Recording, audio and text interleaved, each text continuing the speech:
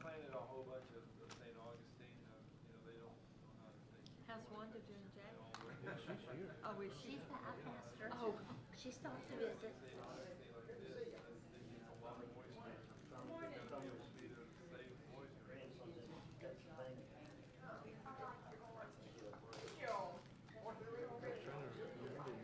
No. I thought of it several times. It's too hot.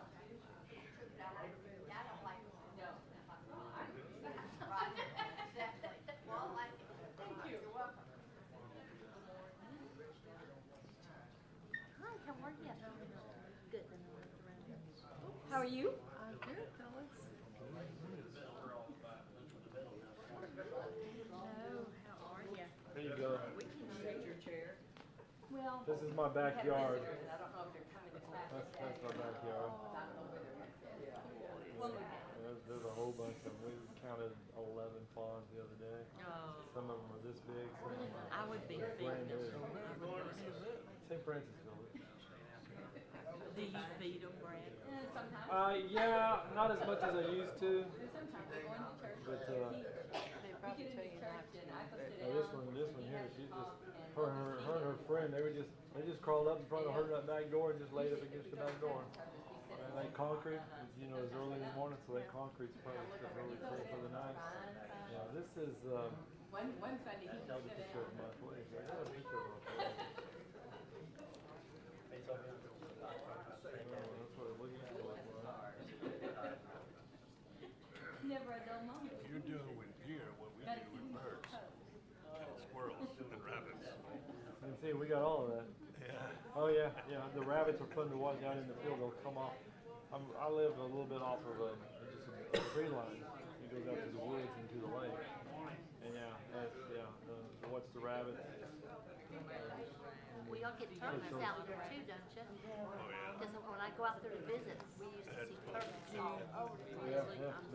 They were there this morning. I said hello to one walking by my front door this morning. Yeah. Oh, there it is. This is our porch. I would just go up. So that's a whole neighborhood. Yeah, oh yeah, there's like 450 rentals. They're all rentals. Like that's the front, and just to the left of that is the I have south seen side of the one yard. in our And I can neighborhood just that now was see my roof now. You know, That's where we're going up there. There's a wall that's separating us. the right side of our street, when we first lived there, was all My yard. and when they built I do there, a lot of it's kind of like the the trimming and edging, and I do all the weeds and seeds and stuff. They come and mow. singing that. We go and mow every 2 weeks. So, and during the rainy season, you can't, it's crazy. Wow, it goes over this much in 2 weeks. Oh yeah. So I borrow my neighbor's lawnmower. She has a lawnmower. I borrow her lawnmower. She used to mow like 3 yards all the time. She'll do that. She's growing her age. Yeah. I borrow her lawnmower and come and mow mine. Make it look good. Yeah. I put in a very beautiful seed. What it was. St. Augustine,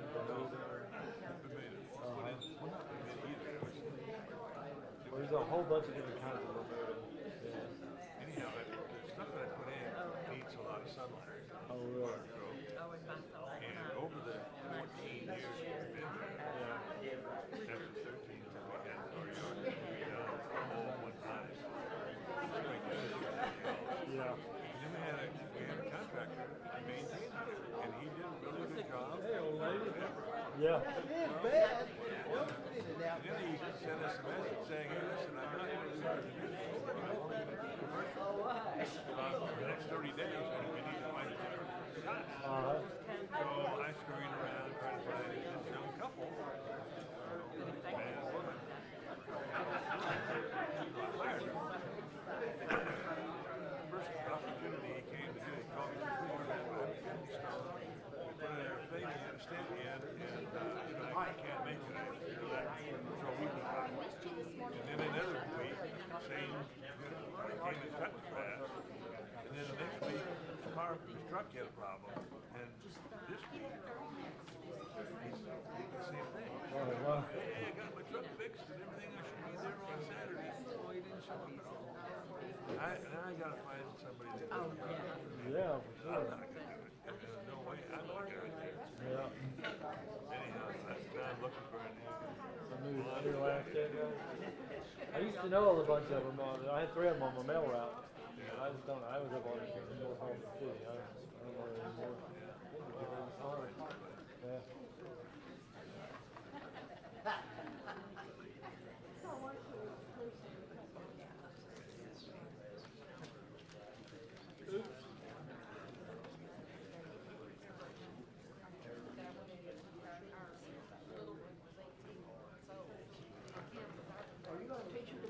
I am.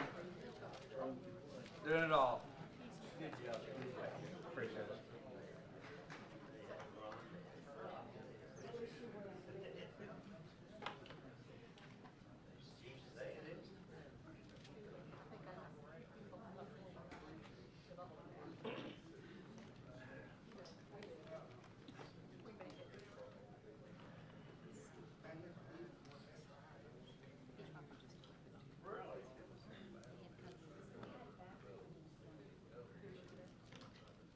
Well, you're busy today. I am.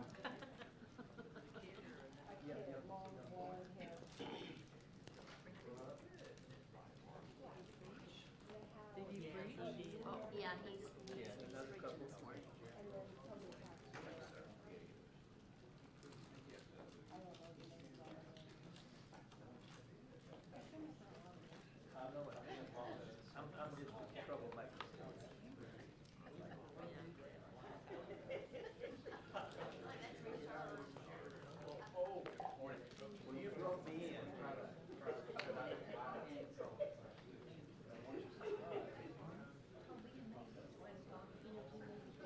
How you doing? Good, you? Good. Had a great day. Yeah. Couldn't ask for anything better. Good. All over. Yeah, temperature's kinda gone down. It's not too bad today.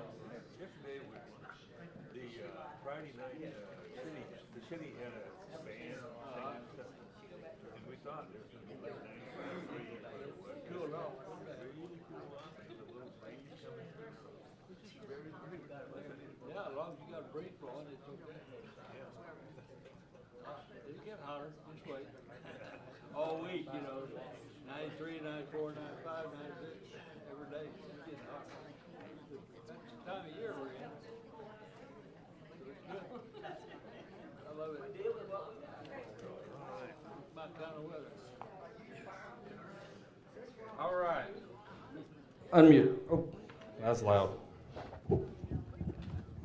There we go. All right, that's better. Good morning. Sorry. So what we were doing is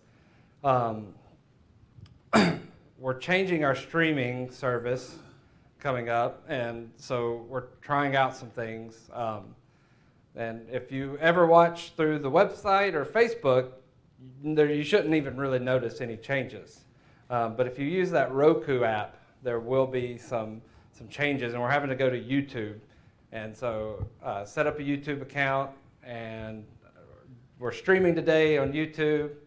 Not that that means really anything to any of you, but just trying to make sure that everything's working and all of that for right now to prepare for what we're going to do coming up pretty soon for streaming. So again, website, Facebook, if you watch on those, no changes really. But we'll let everybody know about that pretty soon. So good morning. I usually don't like to teach and preach on the same day. I like to. Okay, it can just be really, really hard on the voice when you're speaking so much. But I was only in here for like 4 weeks, and I didn't want to ask somebody else to teach. I just said, no, I'm only in here for a little bit. I'll just fight through it today, and then we'll get by. We will survive. You'll survive. Yeah, you'll survive. So. But we'll be fine. Yeah, you'll be fine. Maybe, I don't know. You might get tired of me too. Go ahead and turn to Luke chapter 22. Luke chapter 22. It was a great sermon. Well, thank you. Amen. Luke chapter 22. We've been going through some different kind of meltdowns in the Bible, and so today we're going to look at Peter and his meltdown and just what he goes through, the build up to that, and then ultimately his even like restoration and how he comes back. And maybe this story, thinking about Peter, reminds us of a time when we feel like we just completely failed, or especially, we just made a mistake that we're ashamed of, a mistake that we just really didn't think that we would make. And so one of the things as you think about Peter in this situation is just how confident he was before that he would not mess up, right? He was told that this would happen to him, that he would deny Jesus, and he was adamant that he would not, that he was going to stand with him till the end. Now, I think one thing we should note, something that it gives him some credit, is he's with Jesus in this moment, right? So as we read through here, you don't see any of the other apostles there with Jesus at this moment. So I think it's a big deal that he is with Jesus in this moment.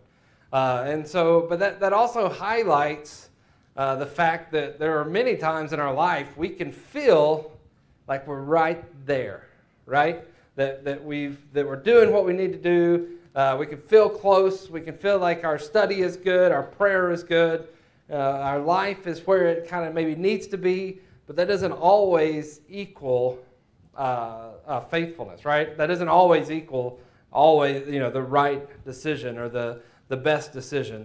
And so Peter is in this moment. So he's with Jesus in the courtyard. He's there in this moment with him. But let's go ahead and start in verse 54, and we'll read this whole section. But will somebody read verses 54 and 55 for me? Luke 22, 54 and 55, please. Then they seized him and led him away, bringing him to the high priest's house. And Peter was following at a distance. And when they had kindled a fire in the middle of the courtyard and sat down together, Peter sat down among them. So what are some things that you notice?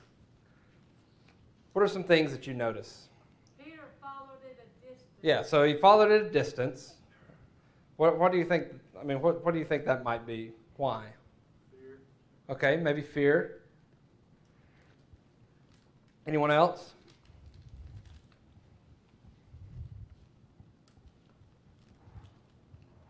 Everybody thinks fear. Okay. No, he really just didn't want to be a part of it. Yeah, maybe just didn't want to be a part of it, or be right there watching. It's kind of like, okay, I'm gonna watch from a distance. Any other thoughts? However, he did come and sit down with them. Yeah, once they light the fire, kindled the fire in the middle of the courtyard, he was together with them, right? So he is there in the middle of it at this moment. Any other thoughts? Maybe just uncertainty on what he was supposed to do, because Yeah. he just had his hands slapped for Yeah. So, before this, he's been bold. One, he boldly said, I'm not going to deny you. I'm going to be with you. So much so that he's willing to pull a sword to protect Jesus, right? And so he pulls the sword, cuts off a man's ear, and then is chastised. His hand is slapped for that. And so now it could be just, okay, well, what am I actually supposed to be doing, right? I think a little bit of uncertainty. I think a little bit of fear. There could be even some idea of maybe in the back of his mind knowing what Jesus has told him, that he's also maybe trying to avoid any situations where he's could fail. I don't know. There's that potential as well. But in whatever scenario, whatever is happening here, the pressure is building up, right? You can just kind of see the pot's getting more pressure. He's following at a distance. He's in this courtyard. He's surrounded by strangers, confused and maybe afraid. But so Peter here, he's they're starting to show some some cracks. We can see it a little bit. Just remember, they have not yet received the Holy Spirit. Right. They're still dealing with their carnal self. Yeah. Yeah, and so he's having to deal with his feelings, his instincts, his, way of thinking. And not that if he would have been right there by Jesus' side, not saying that he, would have been successful, but I also think we need to understand that a lot of times we are more vulnerable when we try to follow Jesus from a distance. Does that make sense? Right? If we try to distance ourselves just a little bit, we're going to often be more vulnerable. And I think that maybe has played out in probably all of our lives at a time. Okay? We have been put in situations or put ourselves in situations where, maybe we've grown away. Maybe busyness of life has just caused us just a little bit of separation or a little bit of distance or whatever it is. We need to understand that, the further we're away or if you're trying to stay as far away as you can but still be on the right side of the fence, sometimes that can still put you in a vulnerable position. But that might also be an element of doubt. I'm kind of not real sure I want to get there or be completely involved because, maybe something's affecting me to the point where I'm not real sure I'm following the right person. If that were the case, that's pretty significant from what he just said.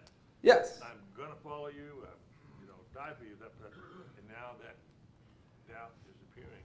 I just wonder if that So there could be some doubt there, and I think, Ron said about the uncertainty, he's, okay, I've followed you, I'm going to fight for you, I'm going to stand for you, but now you don't want me to, and so maybe he's at a distance seeing everybody and what everybody's saying, and maybe there's some doubt starting to creep in a little bit. It's probably up to this time, they've not had an issue being Jesus' friend. That's correct, yeah. Everybody, they just don't really care. All of a sudden, it's dangerous. Yep. Boy, when the guns come out, you say, oh, wait a minute. Now that makes a big difference, right? You bet it does. Yeah, and in our lives too, like the more comfortable we are, now it doesn't mean necessarily that our faith is going to be the strongest in those moments. Sometimes the Bible tells us it's even the opposite, right? But, the more comfortable we are, in many ways, the easier it is. Yes. But when things start to pressure us and get harder, that sometimes is when your faith really shows. Somebody else had? Yeah, there was probably a bit of confusion in him too because it was coming to the point of his crucifixion, his resurrection, he was changing his attitude and maybe being a little bit more aggressive. And they were noticing, he's doing this on purpose to get arrested. He's inviting them to kill him. Oh, Jesus. That would Yeah. cause confusion. Yeah. And he's been saying things that they didn't understand and didn't agree with, and why would you die? We're not going to let that happen, and we want you here. We don't want the Holy Spirit. We just want We you. want you here with us. Why would you leave us? And so I think in many ways it's just a lot of, and all of these things are adding to this pressure, right? You can see the fear, the uncertainty, maybe the doubt, maybe the confusion. All these things are just starting to add to this pressure that's building. And I don't know, for me, I in this story, I can see that play out in my life, right? I can think of moments and instances where it's like, maybe with kids especially. It's like one thing happens here, another thing happens here, another thing happens here, and all of a sudden, then one small, insignificant thing happens, and then, the top blows off, right?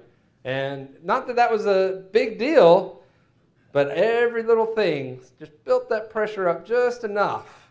Jim? It doesn't say it right here, but in John, it says John went and brought Peter in. So he might be sitting there trying, okay, what's John going to do? Do I join him? Yeah. Well, yeah. I mean, so yeah. What's happening here? What are we going to do? Who am I going to follow? Who am I going to be with?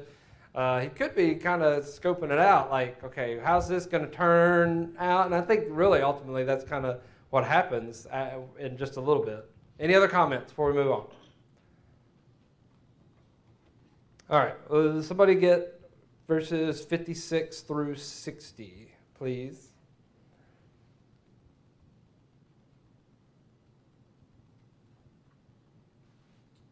Then a servant girl, seeing him as he sat in the light, and looking closely at him, said, This man was also with him. But he denied it, saying, Women, I do not know him. And a little later, someone else saw him and said, You are also one of them. Peter said, Man, I am not. And after an interval of about an hour, another insisted, saying, Certainly this man was with him, for he too is a Galilean. But Peter said, Man, I do not know what you're talking about. And immediately, while he was still speaking, the rooster crowed. All right, what are some things that you see here? Well, Jesus had told him that he was going to deny him 3 times before the rooster crowed, and all of a sudden, he realized what he just did. Yep. So he'd been told exactly what was going to happen. Yeah, he didn't want to be identified with it, really. Yeah. Yeah. Again, I think that comes from what we saw or talked earlier. You know, the fear, the uncertainty, wondering what's going to happen, kind of questioning. Any other thoughts? Well, it doesn't say what the group was talking about. We can assume that they were talking about Jesus and the situation that they're dealing with. Mm-hmm. And now he's sitting here listening, and the servant girl says, Hey, part of this thing too, aren't you? Yep. And so without that knowledge of what they were actually saying, it could have been threatening things like, we should have hung him, we should have done this, Oh, yeah. whatever it was. And then all of a sudden, hey, you're one of them too. Mm-hmm. So we kind of missed a little bit of what the discussion was about, but we can kind of assume it was threatening to him. Yeah, I think about, and no, I'm not calling Peter a teenager, but teenagers, you catch teenagers in doing something, and what's the first thing each one of them does? No, I didn't have part of that. Yeah. I wasn't in that. That wasn't me. Okay, that was all them. It was all them. It wasn't me. I remember when I was in, like, I don't know why I always remember this, but I was in kindergarten. There was 4 of us sitting at a table, and I'm not saying I was super smart in kindergarten, but half of my class that I was in, we used to have, what do they call it? There was a grade in between kindergarten and first when I was, anybody else have that? Pre-first? Was it pre-first? That's what ours was. Yeah, okay, maybe it was just pre-first. So it was for those kids who weren't quite ready for first grade, but they didn't want to make them just repeat kindergarten again, so they put them in like pre-first. I think that's what it was. And like half of my class went to pre-first, okay? And so I sat at this table, and we usually got our work done first, okay? That's all I'm going to say.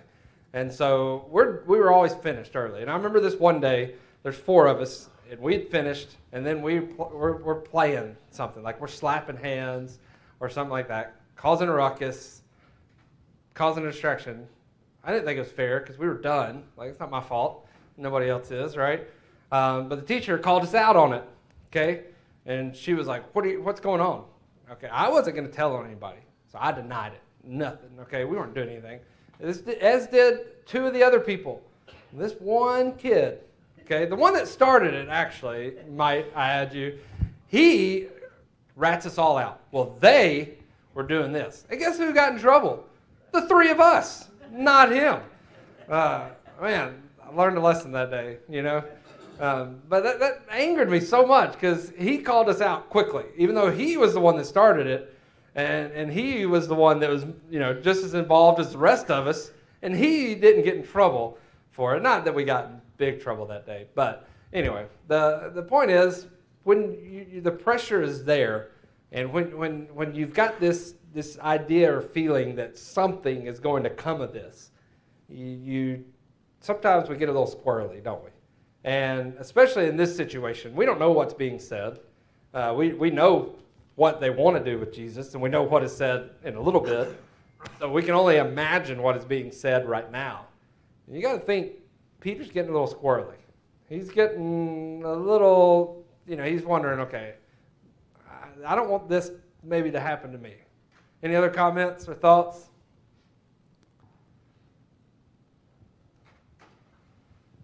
You can kind of see the pressure building and then the cracks starting and really just exploding, right? He goes from, woman, I don't know him. And then the second is, man, I'm not. And then the last one is, I do not know what you're talking about. And, I'm adding some emphasis there. But to me, it seems like getting a little bit more and more and more. Okay, he's getting a little more defensive.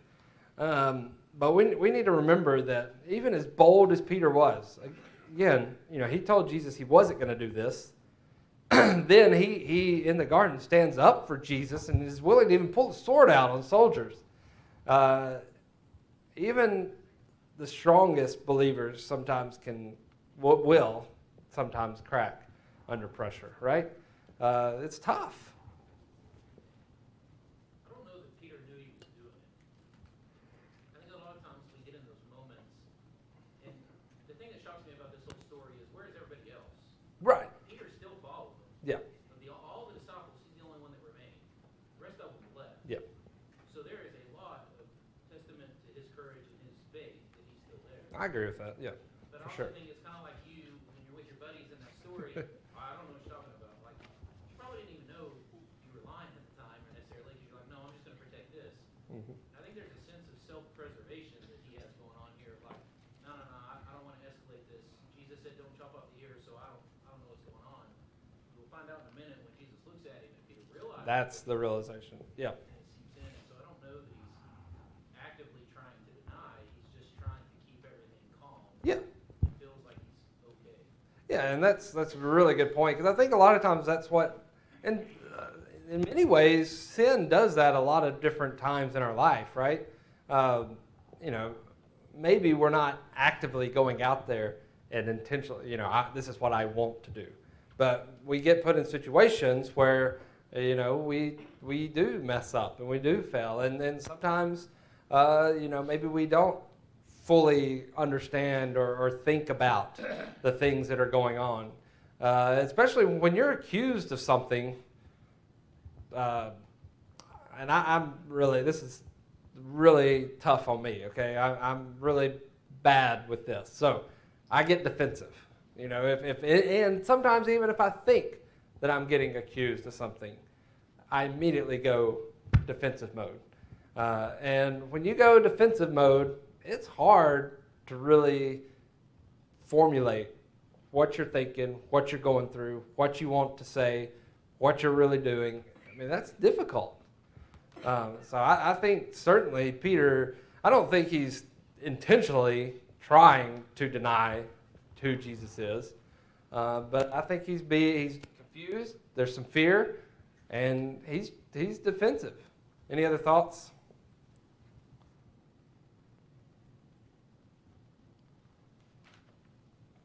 All right. Will somebody read verse 61?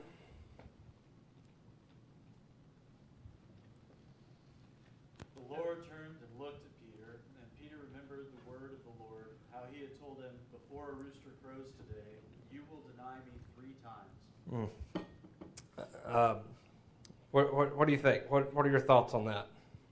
The look, we've all had it. We've all gotten it from our mother, our father. The look. Yeah, I mean, not to ruin second service people, but I tell a story today about something that I did when I was little, and that sometimes just that look, like that, and I've got 2 daughters. One, all I have to do is give that look, and immediately she knows. She knows what happened. The other, she's like Peter. It doesn't matter. Like you can look at her, you can accuse her, you can catch her in the act of something, and she is very adamant. She stands her ground, even when she knows she's been caught. And but that look, every time I read this verse, it's just like, it's sad, really, isn't it? that realization right at that moment, and he sees his eyes, and immediately it says he remembered what Jesus had said. Any other thoughts? I think it's interesting here that while Jesus is going through crucifixion, he's still teaching. Yeah. And he never stopped preparing, because he knew he was going to have to restore Peter later. Yep. Right? So this is very intentional teaching by Jesus, so Peter can become who he really has to become. Yeah, I mean, exactly right. Because, again, this isn't the end of the story, right? As long as Peter doesn't allow it to be, this isn't the end of the story. And so in life, in our moments, if we don't have to let that be the end of the story, okay? There is something ahead. Jesus is still willing and wanting to change us, right? And make things right and better. Let's talk about that look, though. What is that look? What is that look? What is it not, first of all? It's not anger, is it? It's not as much anger. What is it? Disappointment. Okay, disappointment. Sadness. There's some sorrow or sadness. Maybe some compassion in there. Compassion, yeah. Told you so. That's not where I was going, but, maybe. I mean, Peter caught that, right? Ultimately, the kind of the weird twist to it, it's just a look of love, isn't it? I mean, it's just Jesus knowing what's going to happen, knowing that this was going to happen, but Peter, you're built in for so much more than this. And maybe even through Jesus, he's thinking, like Curtis said, I know what's coming, right? I know what you can be, what you will be, what you're capable of, but there's love there. Well, there is love there. Like when you've got kids and they're little and they, don't touch the stove, it's hot. You tell them, but the only way they're going to learn is to touch the stove. But that's I told you so look, But then, after they touch the stove, you pick them up and put them on it and you love on them, and that's what you're doing. Moms do. Dads don't do that. I told you what you were going to do, and you did. I just laugh at them. No, I'm joking. But yeah, you pick them up in that moment, right? There are times when you have that realization, and you see what that result was, and then it's not you have to. Well, I told you not to, so now you're in trouble. I'm angry. No, it's. It was probably a look of forgiveness, and humans, we have a hard time sometimes accepting forgiveness as much as anything. Well, yeah, It makes us feel so bad. yeah, shame is powerful, right? It's a powerful emotion, powerful feeling in our life. It causes us to hold on to a whole lot of stuff and makes it hard to give any of that up. It could also be that Jesus is seeing if he is going to acknowledge what he's done. And that's certainly, hey, I'm just trying to see whether this really hit you the way I told you it was going to hit you. And yes, it did, because then he winds up lying. Yeah, so he knew immediately. So yeah, Jesus is acknowledging that, hey, this is what, but again, I'm not done with you, right, Peter? Like I'm not giving up on you. I'm not letting you go. Like I've still got something for you. You still got something for me, right? Peter still has a lot to play in the story, in the whole part of everything. And that's an ultimate reminder for us that that's the way Jesus looks at us as well. He still looks on us with love. But when he said that originally to him, he was making a point that this is going to happen. I understand this is going to happen. But it doesn't mean the end of the world for our relationship. Yep. And then when it actually happened, and he looked at him, did he get the point? Mm-hmm. Yes, he got the point. Yep. And that was something Jesus wanted to know is, did he succumb? Did he understand? Right. Or did Satan take over? Yeah. And he got the answer Mhm. right there on the Yeah. spot. Yeah, that's a good point. Jim, I've had the opportunity to serve in leadership in 3 congregations in my life. And I say that only to say that it gave me plenty of opportunity to make mistakes. And I'm thankful for brethren like Brother Larry Farlander that helped straighten me out a time or 2. Yeah, I mean, we all need that. Now, that's hard, right? It's hard sometimes to accept correction. Like I said, a lot of times we get defensive. That's sometimes just an MO for many of us, for me. But if we can then come around and realize maybe this was right. Maybe, that person's advice, that was exactly what I needed to hear in that moment. Maybe not in the moment right then, but ultimately, that's what I needed. And this is part of Peter's story. Like he's still working. He's still growing. This is something that I think he's going to obviously grow from and be able to take and move forward with. And potentially, that's something that when we have those moments, can just really move forward with.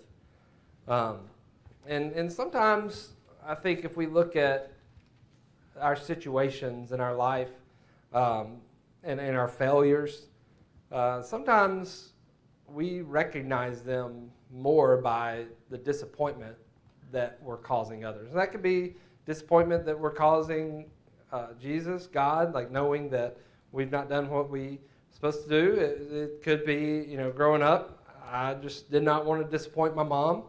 And I've got people in my life now that I still don't want to disappoint.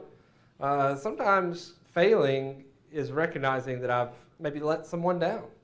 That could even be as simple as you're trying to fix something. Like my kids always coming to me with something, needing me to fix it. And when I can't fix that, I think it hurts because I should be able to, right? I'm the dad. I'm supposed to be able to fix this. I'm supposed to be able to do that. And when I can't, it hurts. So, realizing that maybe in some ways we're letting someone down a little bit, I think that has a big impact on us and who we are, and certainly does Peter in this story. Larry, do you have something? I'm just thinking all through Jesus' ministry with Peter. Peter's very outspoken. I'm going to do this. I'm going to do this. I'm going to do this until this. And now, from the time till after Jesus' resurrection, you don't hear nothing about Peter. Mm-hmm. During that whole time, and finally get to the end, he's buried, and they think he's risen, but they're not sure. And Peter says, I think I'll just go fishing, which was his fallback position. And he goes fishing, and then here comes Jesus to forgive him. From then on, Peter became a leader in the church. Yeah. It took a while for what Jesus said to him to be processed. Well, and to develop Peter into what he was. It could be that he just maybe then didn't feel like he was adequate anymore. So what's he going to do? He's going to go back to what he's always done and what he's known. But I think we got to remember that, Jesus is always there, right? He has a place for us. Somebody read verse 62. It's short. And he went out and wept bitterly. So this is, potentially maybe Peter's rock bottom moment, right? He sees what Jesus has looked at him. He knows what Jesus said. He knows how he's messed up. He knows that he's failed him, and he's broken now. But he recognized it. He did, yeah. But I think maybe that's part of it too. Is he knows, I would think, kind of the grace that can be given, right? Peter recognizes the love that Jesus has for him and for others. So it could be a little bit of that as well.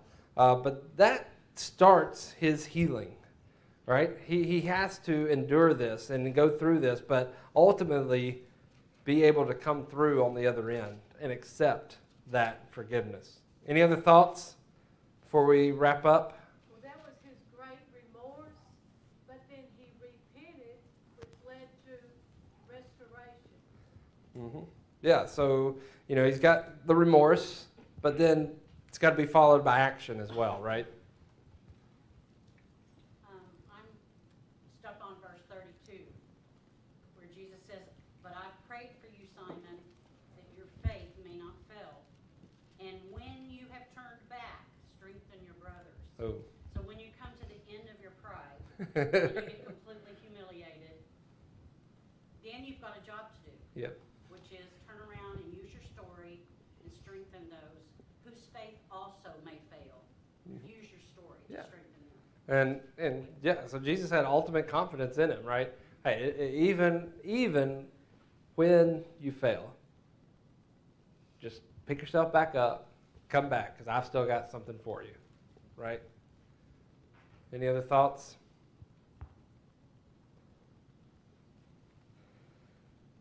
All right, turn over to John chapter 21 then. That's where we'll finish up today.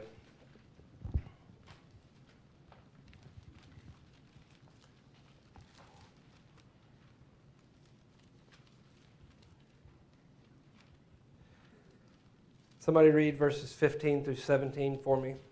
John 21. When they had finished breakfast, Jesus said to Simon Peter, "Simon, son of John, do you love me more than these?" He said to him, "Yes, Lord, you know that I love you." He said to him, "Feed my lambs." He said to him a second time, "Simon, son of John, do you love me?" He said to him, "Yes, Lord, you know that I love you." He said to him, "Tend my sheep." He said to him a third time, "Simon, son of John, do you love me?" Peter was grieved because he said to him a third time, "Do you love me?" And he said to him, "Lord, you know everything. You know that I love you." Jesus said to him, "Feed my sheep." What are your thoughts here?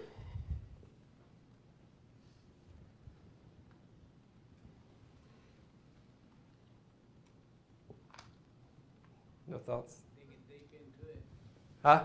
Digging deep into it. Yeah, okay, yeah. Recognize it. So there's some recognition. He's restoring each of the denials. Yeah, there's all, this is ultimate restoration, right? Do you love me? Do you love me? Do you love me? I'm showing you, But that love is also followed with what? This is what I want you to do. Like you still got work to do, and you're going to do it, and you're going to do it well. And the fact that he turned that responsibility over to Peter, Peter knowing how important these sheep were. Mm-hmm. Yeah. I've got this job to do. Yeah. I failed you, Jesus. Why would you trust me with that? Well, he denied Jesus 3 times. Yep. And now he is saying, I'm back. Yeah. Jesus has given him that confirmation. Like, I'm showing you that I have forgiven you, right? Any other? Even in that, Peter's not quite meeting Jesus No. where Jesus' question is agape and philo. Peter, do you agape me? Do you love me with everything? Christ, I love you like a brother. Yeah. That's not what I asked you. Yeah. Once you get into the Greek, you see that the love's a little different in each of the way. Jesus is really asking him. But the last time Jesus meets him where he's at, continues to encourage him to go. Do you agape me? Do you agape me? Okay, fine. Do you philo me? Yeah. That's what I've been telling you, Jesus. I do. Yeah, I do.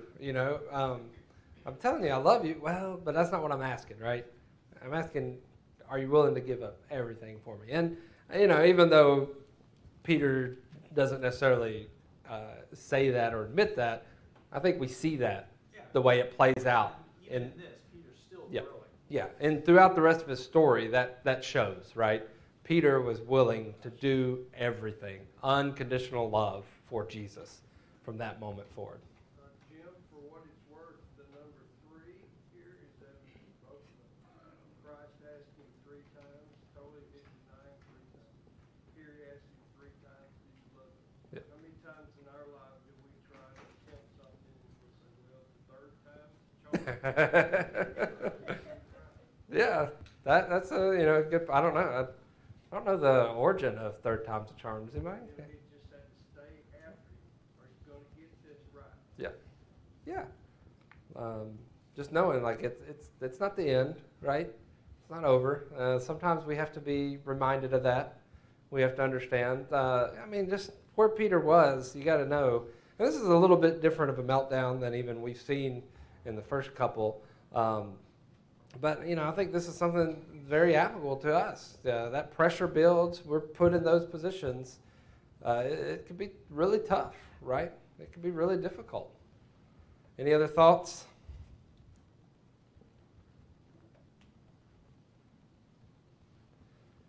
So I think we just got to remember that while Peter failed, as Curtis mentioned, and several other times in Scripture, a lot of times Peter's failed, but he's sometimes the only one that was willing to step out of the boat, or he's the only one that's with Jesus here in this situation.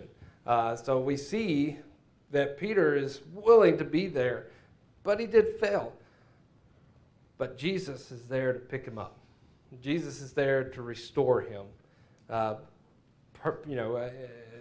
Restore him back in a powerful way. And so there's lots of ways that we, so to speak, deny Jesus. Our words, actions, sometimes maybe silence. But Jesus loves us. He died for us.